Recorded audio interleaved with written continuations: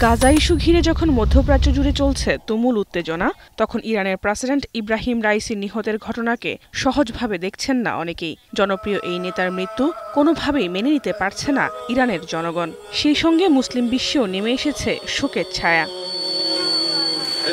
এ নিয়ে যুক্তরাষ্ট্রের দিকে আঙুল তুলেছেন ইরানের সাবেক পররাষ্ট্রমন্ত্রী মোহাম্মদ জাভেদ জারিফ। ভারতীয় সংবাদ মাধ্যম টাইমস অফ ইন্ডিয়া প্রকাশিত একটি খবরে উঠে আসে এ তথ্য। জাভেদ জারিফের দাবি, ইব্রাহিম রাইসি নিহতের অন্যতম কারণ যুক্তরাষ্ট্র, আর তাদের এই অপরাধ ইরানের ইতিহাসে আজীবন লেখা থাকবে।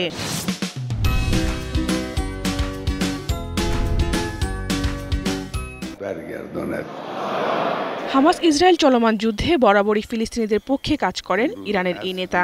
পশ্চিমাদের ষড়যন্ত্রে প্রত্যক্ষ পরোক্ষভাবে বাধা দেন তিনি। হুঙ্কার তোলেন গাজায় ইসরায়েলি আগ্রাসনের বিরুদ্ধে। এসব ঘটনা আমলে নিয়ে অনেকের মনে প্রশ্ন জেগেছে, ইরানের প্রেসিডেন্ট নিহতের বিষয়টি নিছক দুর্ঘটনা, নাকি এর পেছনে রয়েছে গভীর কোনো ষড়যন্ত্র।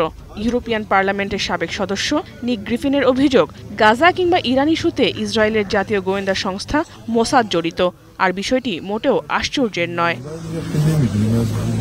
সামাজিক যোগাযোগ মাধ্যম এক্সে লেখা খুদে বার্তায় তিনি বলেন, আজারবাইজানে বাঁধ উদ্বোধন শেষে রাইসি নিজ দেশে ফিরছিলেন, আর তার এই সফরের মধ্য দিয়ে দুটি শিয়া রাষ্ট্রের সম্পর্কের উন্নয়ন ঘটার সুবাতাস পাওয়া যায়। নাগোর্নো কারাবাখ নিয়ে আজারবাইজান ও আর্মেনিয়ার মধ্যে দীর্ঘ সময় ধরে চলে আসা এই দ্বন্দ্ব কিছুটা শিথিল হতে পারে। তবে এতে ইসরায়েলের আর্থিকভাবে ক্ষতিগ্রস্ত হওয়ার শঙ্কা রয়েছে, কেননা আর্মেনিয়ার যোদ্ধাদের কাছে ড্রোন ও অন্যান্য অস্ত্র বিক্রি করে আর্থিকভাবে লাভবান হয় ইসরায়েল।